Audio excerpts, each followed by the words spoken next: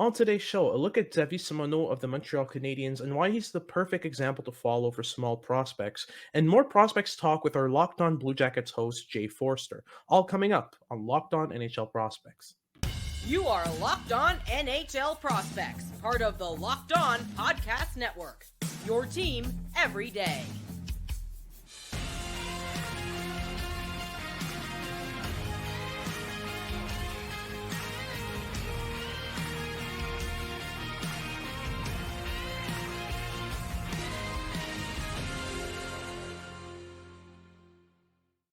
Hello and welcome back to Locked On NHL Prospects, part of the Locked On Podcast Network, your team every day. On this podcast, I break down everything prospects related for you Monday to Friday, 5 days a week. I'm Hadi Kalakash. I'm a scout and prospect analyst across multiple platforms, including this one, and I've got a good show for you today. First and foremost, I want to talk to you about Xavier Simoneau, a twice overage prospect drafted in the sixth round by the Montreal Canadiens, and why he's probably the best prospect in order to break down some key scouting concept that I'm very fond of that relate to smaller players. And then we'll have Locked On Blue Jackets host Jay Forster back on to talk to you about some of the team's prospects. Before I get into any of that, though, just make sure to like and subscribe if you like what you're seeing on YouTube. If you like what you're listening to, make sure to follow along on your favorite podcasting platforms and make us your first listen of the day. It's always much appreciated. So let's get right into it. First and foremost, a little breakdown of who Xavier Simoneau is. He's a 5'6", 185-pound prospect who was passed over in 2019 and 2020 and was finally picked up at 191st overall in 2021 by the Montreal Canadiens. Now, a breakdown of his production across the years. So in 2019, in his first year of draft eligibility, he put up 57 points in 55 games. Nothing that blows you out of the water, but pretty impressive and impressive enough, especially for a smaller prospect, in order to maybe take a shot on him in a later round, like the sixth or seventh round. Then in 2020, his second year of draft eligibility, he put up 28 goals and 61 assists for 89 points in only 61 games for the Drummondville Voltigeurs. He was their captain throughout the year. Very decent production, was still overlooked again due to size concerns and how he would be able to handle physicality at the NHL level. Then in his third year of draft eligibility, his draft plus two season, he put up 37 points in 27 games. He missed a lot of games due to injury. We'll get back to that. It is sort of a tendency with Simoneau. But that was the year he got drafted by the Canadiens in the sixth round. They decided to take a shot on him.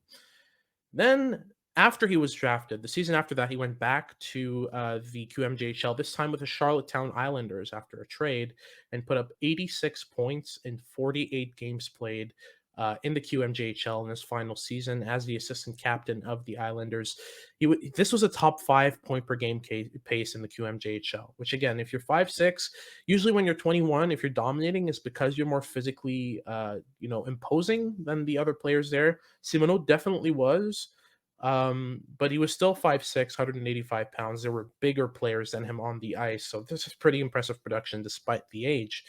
So again, as I mentioned, there were concerns about size and his ability to handle NHL physicality, but I was not concerned. In fact, 2 years before he was drafted in 2019, I was telling anyone who would listen that Xavier Simoneau was worth getting drafted and taking a shot on, at the very least, in one of the later rounds.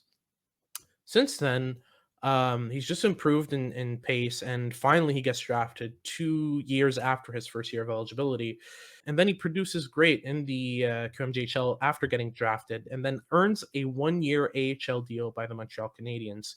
This was a prove-it contract, and Simoneau definitely proved it.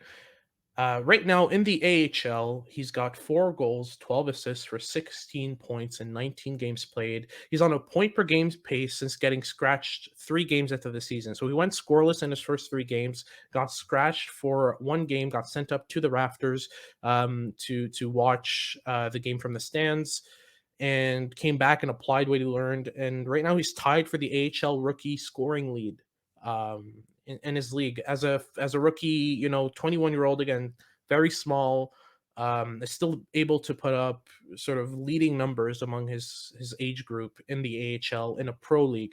So his scoring has translated. Now I want to go into why, because that's what matters to me, and that's what I want to apply to other prospects that I'm watching. First and foremost, the main reason why Xavier Simoneau has translated so well is his playing style. He embodies the core concepts that drive my scouting of smaller players and whether they're able to adapt to the NHL game or at least the pro level game. And there's three sort of core things that I look at in a smaller player's game to sort of determine that. First, adaptive skill. I'll get into that a lot more in depth. I just want to name them first. So, first is adaptive skill, second is execution speed, and third is intensity. So, let's start with adaptive skill. So I'll give you some examples of other players who have adaptive skill, who are smaller players who have developed the skills required to compensate for that. So first and foremost, Cole Caulfield. His ability to disappear and pop up unmarked in the offensive zone in dangerous ice is the main driver of his offensive potential. Then on top of that, you add the fact that he has a very large wheelhouse, so pucks don't have to be in a perfect spot for him to one time them or shoot them at the high velocity. That's the combination of adaptive skill that Cole Caulfield has sort of developed in compensation for his lack of size. He plays away from the puck very well in the offensive zone. Another example, Johnny Gaudreau. He's got insane hands and extremely quick reaction speed and edge work, and that just makes him very, very difficult to contain, very difficult to catch and sort of pin along the boards or that kind of thing. He's very shifty, very elusive. You look at Alex DeBrincat, great skating. He's got maneuverability, which is the ability to to pull pucks from left to right extremely quickly and just having a large area in which you can stick handle. That combined with the ability to shoot in motion, it makes him very difficult to contain off the rush. He can shoot, after making a quick move, it makes him very difficult to contain and sort of box out, even for the biggest defenders, the biggest, most strong defenders in the NHL. In Simoneau's case, his adaptive skills, there are four of them that I've counted. So first and foremost, his proficiency in puck battles is it's almost unreal for a player of his size. His body positioning, his understanding of leverage along the boards, his ability to cut off opponents' access to the puck, all those things are very advanced in this game. To give you an example, he was in the AHL playing against the Toronto Marlies. They back then before they traded, they had a prospect called Curtis Douglas, 6'9", 200 plus pounds. Douglas had body positioning advantage on Xavier Simoneau when getting the puck along the boards, and 5'6" Xavier Simoneau manages to pin him along the boards in a way that cuts off his hands from the puck. And in one fell swoop, he kneels down, grabs the puck between his legs, um, sort of pokes it out of the corner, grabs it, passes it to the slot for a primary assist. That's a 5'6" forward, technically out muscling a 6'9" forward along the boards. That's one of the things that Simoneau does really well. On top of that, you add the fact that he's very comfortable on the backhand. Simoneau can play backhand passes just as comfortably as on the forehand, and that makes him very difficult to contain off the rush because you can't force him on his backhand because he's just as comfortable. You add on top of that the fact that he's got very good inside driven play. So he drives the middle a lot. He finds inside lanes and forces defenders to sit back or back off of him. That gives him more space to work with. And on top of that, probably his best element, he plays between checks extremely well. So he's not as efficient when he's battling for a puck physically in the middle of the ice. But what he does so well is he avoids those situations by pushing off defenders, freeing up his stick, and with a quick touch, a quick pass, he gets rid of the puck quickly in an efficient way and then skates into space, skates out of passes to find space in the offensive zone. On top of that, the other two elements Simoneau has in great elements. He's small, so he's been forced by in-game scenarios to learn how to play quickly and develop that execution speed. And he's probably one of the most intense prospects I've ever watched. He is relentless off the puck, chases down defenders on the forecheck, chases them out of the offensive zone and into the neutral zone. Never gives up on them, gets under opponent's skin, all that good stuff. So he's got the three core elements and a lot of adaptive skills. And the reason he's adapted his game to his size is because he's the right type of small player. There are two types of small players. There are the players that were average sized for pretty much their whole youth growing up, and then they stop growing for whichever reason at a certain age while everyone keeps growing. And then there's a type that have always been smaller than anyone else in their age group. And that is the type that Simoneau is. And the reason that matters is because when you're smaller than everyone your whole life, that means that if you're succeeding and playing at high levels of hockey, despite that, it means that you've developed the right skills in order to compensate for your size. And as you climb the ranks and start facing bigger and stronger opponents, that won't matter as much because it's nothing new to you. You've been succeeding against bigger and stronger players your whole career. So that's sort of the gist of why I find Simoneau so interesting. It's such a great case study for smaller players to follow as an example and see sort of how they can develop into elite players. Now, Simoneau's very far from elite, that's for sure, but he's doing very good so far in the AHL. He's one of the Laval Rockets' top players, and I see a very promising future for Simoneau. He could even reach a second line. He could definitely drive a second line as a complementary player. The type of player who's going to create space for his teammates, make smart passes, all that stuff. That's about it for Simoneau in our first segment. Now we're going to go into my discussion with Jay Forster about some more Columbus Blue Jackets prospects right after these messages. Do you like betting? BetOnline.net is your number one source for any wager that interests you. From the NFL to the NBA to the MLB, and even NCAA football, UFC, golf, anything you like, they have you covered. You can find all the latest player developments, team matchups, news, podcasts, and in depth analysis on every game on their website or app. They're, of course, a great source for all of your sports wagering information with live betting so you can keep up with bets as they unfold. They've got up to the minute scores for every sport out there. They're the fastest and easiest way to check in on all of your favorite games and events. Head to the website today or use your mobile device to learn more. Bet online, where the game starts. All right, so we're back for our second consecutive episode with Jay Forster of Locked On Blue Jackets. Jay, you can find Jay on Twitter at _Jacob Forster. You can find the Locked On Blue Jackets channel everywhere from YouTube to Spotify to Odyssey. All of your favorite channels, they're right there. So Jay, let's get right into it. I wanted to talk about a couple of Blue Jackets defensemen. One that's injured, one that's playing top pair minutes pretty much by default right now for the very injured Columbus Blue Jackets, especially on defense. Let's start with him. It's Marcus Bjork. Bjork kind of came out of nowhere recently, and right now is on the top pair for the Blue Jackets, splitting time. Playing on the top power play as well. Just tell me a bit about his game and why exactly he's the go-to guy right now for the Blue Jackets on the power play. I mean, the short answer is they don't have anyone else to do that Yeah. because all of their offensive defensemen are injured at the minute, or are in their third or fourth NHL game or whatever it is. Mhm. I think Marcus Burke has 5 whole NHL games now. Yeah. 6. He has 6 whole NHL games right now. So he's quarterbacking that he's on PP1 just because everyone else is injured. Yeah. But that being said, I have really liked what I've seen from Bjork. I was surprised when they called him up because he wasn't necessarily on my radar as a guy that was necessarily a dead cert call up. So they called up, I think, when all of the defensemen went down. So people who haven't been paying a ton of attention to the Blue Jackets. Zach Werenski's out for the season. Jake Bean is out indefinitely. Adam Boquist, I think, is out for another 4 to 6 weeks. Yeah. And Nick Blankenberg is out for, I think, another 6 weeks as well. So there's your 3 of your top 4 and Jake Bean, who's been playing on the bottom pairing.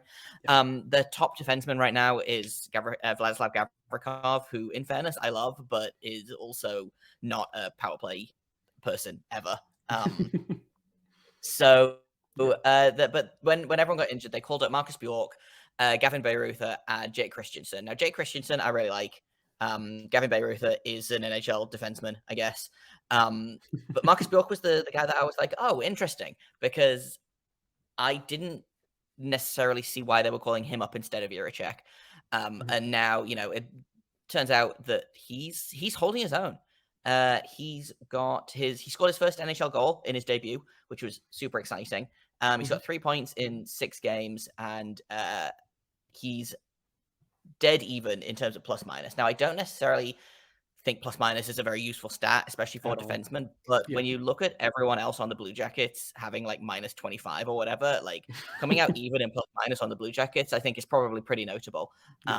But he's a guy that I think is impressing a lot of people. He's a guy that I think probably is going to be on the team after the injured players start to come back, which is going to make some really difficult decisions, because I don't think there are players on there are players on IR right now that as soon as they're healthy are going to be back in the lineup, Yeah. whether you think they deserve to be there or not. Like I have not been very impressed with Jake Bean this Mhm. season, but when he comes back, he's going to be in the lineup because that's just how this league works. Yeah. It's experience over skill sometimes. Look at Eric Branson, but Mhm. Bjork is a really interesting player, and it's something that we've talked about. I can't remember if we talked about it on the last episode of Locked On Prospect or when we talked about it for Locked On Blue Jackets. Load management for young players is important, Yep. and I do wonder how detrimental going from being on the second pairing for the AHL to Mhm. suddenly playing, 18 to 22 minutes a night in the NHL. Like that's a big jump. Yeah. But for the most part, I think he's been handling it pretty well. Of course, he doesn't really have an option not to, Yeah. because the Blue Jackets are running out of defensemen that they can call up For at this sure. point. I think they are on I think they've used 11 defensemen so Mhm. far this season, and then they've called up a 12th, although I believe he's back with the Monsters Mhm. now. But the Blue Jackets are going through defensemen like they're going out of fashion at the Yeah. minute. So Bjork's really he's taken advantage of a bad situation, I think, and made a case for, if not being an NHL player through the rest of the season, but definitely I think he's put his name on the radar for next season, maybe, or the season after that. He's impressed me. 100%. Yeah, I've liked his offensive involvement, his activation. He's kind of a rover. I like that kind of style. He's pretty well rounded. Nothing that really stands out exceptionally, but when you're running out of defensemen and you can get one who can sort of do good things on the power play, you take it. I mean, that's that's about all you got right now. Yeah, I Moving on think to Bjork yeah, mhm. probably tops out as a second pairing guy. I'd be He's very playing up in the surprised. lineup because, like I said, he has to. Yeah. And like you said, there's nothing that, like, I don't look at his game and go, oh, this is what he's best at. But Mhm. he's pretty good at a bunch of things, which in today's NHL I think is probably not the most useful, but is definitely good enough to, I think. Like, I wouldn't hate a second pairing of Vladislav Gavrikov and Marcus Bjork. Like, that would be a pretty solid second pairing, I think. For Um, sure. 100%. Now, moving on to Adam Boqvist, I wanted to talk about him a little bit. No, obviously he's been injured, but I wanted to talk about what he's done for the Blue Jackets since getting traded and the steal of a trade that the Blue Jackets pulled off. Sending Seth Jones to them, getting a future top four defender in Adam Boqvist, and on top of that, a bunch of picks, a bunch of value back. So, what have you liked the most so far out of Boqvist's game, and what can we expect from him moving forward? Yeah, I think I do want to just run down that trade again for people who are not super aware of it. But the official trade was um, Seth Jones and I think like a third or a fourth round pick for Adam Boqvist, a first round pick, which ended up being David Juracek, Hmm. a second round pick, which they flipped to make Jake Bean, and they swapped first round picks in the 2021 draft, which they ended up using to draft Cole Sillinger. Yep. So Seth Jones and a guy that I don't remember the name of, Nolan Allen, maybe, Yeah. for Adam Boqvist, Cole Sillinger, David Juracek, and Jake Bean feels like a pretty solid trade. Yeah. That being said, Adam Boqvist has not had the impact that I think a lot of people thought he would, and I think that's partially just because he can't seem to stay healthy. Mhm. And I hate talking about injury-prone players because I think it, it's it's hard to look at a player and be like, well, he's injured all the time. That's his fault because like Of course. he broke his foot blocking a shot. Like I don't know what you want from me. His bones are not innately softer than anyone else's. Yeah. Sometimes the player just gets injured, but he missed a bunch of time last season. He only played 52 games. He's only played 4 games so far this season. He, I believe, played the first 3 games. They then healthy scratched him uh, for the next 3 games. The player that they healthy scratched him for then missed a game with injury. Adam Boqvist went back in and then immediately got hurt. Yeah. So he's had a rough go to start the season. But when he's healthy and when he's on, like he might be the best defensive defenseman on this team. He Mhm. had 11 goals and 11 assists last year for 22 points in 52 games, I believe. Mhm. Um, and but that to me doesn't really say how good of a player he is. I feel like he, more than anyone else, we talked about Bjork being a little bit of a rover. Adam Boquist is essentially a fourth forward. Yeah. He is Werenski, but more. He is one of those guys where you look away from the game and then you look up and he's suddenly like behind the opposition's net, or he's hanging out in the OV spot. But it's his offense is just bananas good. Yeah. I don't think his defense is necessarily top pairing worth, but he spent a bunch of time playing with Zach Werenski, which is a pairing that I don't hate because it allows Boquist to be a little bit more offensively minded, and it allows Werenski to maybe dial it back a bit and not have to be so much of an offensive defenseman.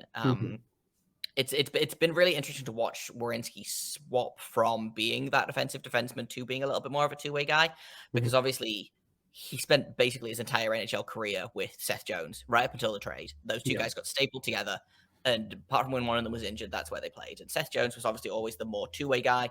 Werenski was more of the offensive guy, but the addition of Boquist means that Werenski can kind of pull back a little bit and be a little bit more defensively minded, and that frees Boquist up to do insane things like score 2 power play goals in a single game after going pointless for like 12 games. And I really want him to stay healthy because he's a guy that is really exciting to watch. When he's on his game, when he's healthy, he's really, really fun. And I think Blue Jackets could use fun right now. So hopefully he's back. He's out for another, I want to say he's out for another 4-ish weeks, maybe. So hopefully he'll be back probably around about Christmas is I think the hope. For sure. And yeah, the Jackets could definitely use some fun right now. That's something we're definitely missing. But we'll get more into it with a couple of forwards from the Blue Jackets core who are pretty young and working their way up the lineup right after these messages.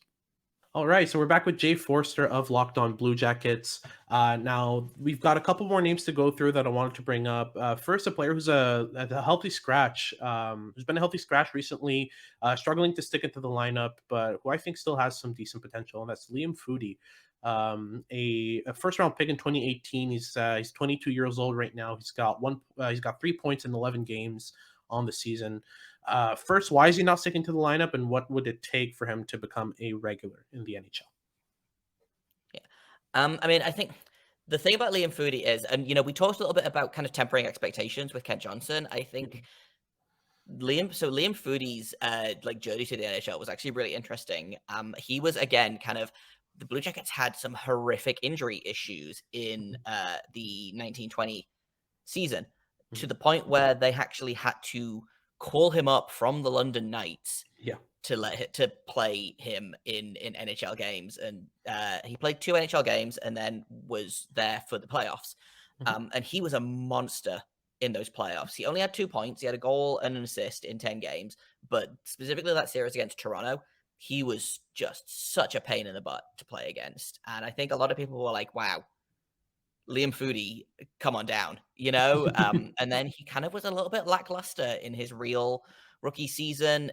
He had 24 games with the Blue Jackets, 12 games with the Monsters, 4 points in the NHL, 16 points in the AHL. And then he's another player that keeps getting injured. He missed most of last season due to injury. He played 1 NHL game and then 29 AHL games. I think he was done by I think mid-January. He got shut down from injury. And then he just, every time he seems like he's going to start things up, start getting going, he gets injured or he gets healthy scratched or he gets jumped up. He's one of those players that is kind of a victim of the lineup mixing. Because he's a guy that I think can play he's a guy that can play, in the top 6. And he's a guy that can succeed on the 4th line. He has that kind of that snarl to his game if they need him to. And so he's a guy that unfortunately is kind of bounced around the lineup when they need to plug a hole. And chemistry is important in this game, in this league. If you don't know who you're playing with on any given night, that could be tough. And I think that's probably a little bit of why he has struggled and why a lot of people are starting to, I see a lot of people calling him a bust and writing him off and saying that he's only going to be an AHL player. I don't think that's true. I see a lot of good things in Liam Foudy's game. I just need more consistency from him because there are games where, and I think it was his first or second game of the season, you Mhm. saw flashes of that player that he was in that series against Toronto, you know? And I was like, is this it? Is this Liam Foodie's time now? And then I think he was healthy scratched for the next game. And then he's kind of bouncing, like I said, bouncing in and out of the lineup, bouncing up and down the lineup. Like it's not, we talk about Ken Johnson not getting enough ice time, but at least he's having like semi-consistent line mates, Exactly. um, and semi-consistent top six time. Liam Foodie isn't really getting either of those things, and he's, again, we're recording this November 25th. Blue Jackets playing tonight. He is a healthy scratch because for some reason they would rather play a fourth line of grinders than ice the optimal lineup, in my opinion. And so Absolutely. it's frustrating. It's kind of a similar thing of what I was talking about with Cole Stillinger, where he's kind of been a victim of the coaching staff through no fault of his own. He's struggling. Unfortunately, I think the only thing that he can do is play his way into the lineup, which is Mhm. tough to do if you're getting healthy scratched every other game. So he's Yeah. kind of, his fate is in his own hands, but it's tough to play your way into the lineup when you're not playing. So I have high hopes for Liam Foodie. I think he can be an NHL player. Mhm. I think he can probably be a pretty solid middle six guy or a very good bottom six guy. He Mhm. just needs the opportunity, and he needs a season when he stays healthy as well. Unfortunately. 100%. So finally, for the last player of the day, I just wanted to talk about Trey Fix-Wolansky. I had a lot of hope for this player. He was a seventh round pick in 2018, and he just grew on me more and more with each season. By last season, he was playing NHL games already. This year, he's got 2 NHL games with 22 points in 14 games in the AHL. Just give us a rundown on Trey Fix-Wolansky and what you think of him. Yeah, I'm a huge Trey Fix-Wolansky fan. Mhm. He plays that style of game that I think just makes people want to root for him. Mhm. Um, one of my favorite things that's ever been said about any player. His coach in Cleveland last season referred to him as an angry little bowling ball, which just made me laugh so much. And he's Yeah. right. He does play that kind of Tasmanian devil style hockey. He's got skill, but he can, throw himself around the boards. He's not afraid to mix it up. He's not afraid to hit. He's got some bite to his game. Mhm. Like you said, 22 points in 14 games. But I think the interesting thing is 13 of those points came in like a 2-game stretch. Yeah. He had a week where he was like, I think he had 14 points in the last week, and that obviously earned him the call up to the Blue Jackets. He hasn't recorded a point yet, but he's playing tonight. He's going to be in the top six. Mhm. Um, he's another guy that he's just so easy to root for. Yeah. And he's a guy that has also, this feels like the theme of this episode has been players that can't stay healthy. I Yeah. think he I think got injured not last season, the season before that. He got injured, I think 9 or 10 games in, Mhm. and then missed the rest of the season, Yeah. and then missed all of the postseason, all of training camp, and didn't actually get activated off IR until a couple of weeks into the season, Mhm. and then got his time with the Blue Jackets, made his NHL debut. Really impressed again when the Blue Jackets were kind of decimated by injuries at the end of last season. And he's gone straight back to his ways this season. Like I said, 22 points in 14 games. He's been killing it in the AHL. He's earned his NHL call up, and he's Mhm. earned a spot in the top six as well. And so I'm really excited about Fix-Wolansky. I think he's a guy that, again, I don't know that he is a bona fide permanent top six player, Yeah. but like most of the Blue Jackets prospects, bar a handful, he feels like a very, very good middle six guy, which, again, you mentioned drafted in the 7th round. Like, if this guy turns into an NHL player at all, that feels like a win. 100%. So we'll end this with just a very sort of wide question. You can answer it any way you want. Who's your favorite prospect that we haven't mentioned so far? Who's got you the most excited? Oh man, I mean, there's a bunch. The Blue Jackets have a ton of exciting prospects. We didn't even get a chance to talk about Jordan Demay, who just signed his entry level contract. Mhm. Dante Matejchuk, we talked about briefly when we talked about Yurachek last episode. Mhm. Um, I think for me though, the answer is going to be Kirill Marchenko, Mhm. who played in Russia, is a former, I think, 2nd or 3rd round draft pick of the Blue Jackets. played out his contract in Russia, and then came over this offseason, killed it in the preseason, and then got sent down to the AHL, Mhm. and has basically been just ruining lives in the AHL. But he's a guy that I think, give him 1 or 2 seasons, he's going to be in the NHL. He's going to be in the top 6, and he's going to be like, honestly, if you put a line together of Marchenko, Sillinger, Johnson, like Oh that boy. feels like a line that, like, if that's your second line, like that feels like it's going to be a real bad night for the other team. Absolutely. So yeah, this was really great. Thank you so much for taking the time, Jay. We're gonna have you more on more later on in the season as the Blue Jackets actually try to get healthy for once, and we see the lineup in its full form. We'll talk about some prospects that have stuck around and done a good job, later on in the season. Just remind people where they can find you. Yeah, well, first of all, thank you for having me on Locked On NHL Prospects. Mhm, Always a fun time chatting to Hattie. mhm. You can find me on Twitter at _ Jacob Foster, JAKOB FORSTER. If you want some dog pictures or Star Wars opinions mixed in with your hockey, that's where you can find me. You can find Locked On Blue Jackets at LO_Blue Jackets on Twitter, and you can find it wherever you get Locked On NHL Prospects. We're on YouTube, we're on Spotify, we're on Apple, find a podcasting platform. Locked On Blue Jackets is on there. Fantastic. Well, thanks again. This has been Locked On NHL Prospects with Hattie Kalkash and guest host Jay Forster from Locked On Blue Jackets, and we'll have you on next time.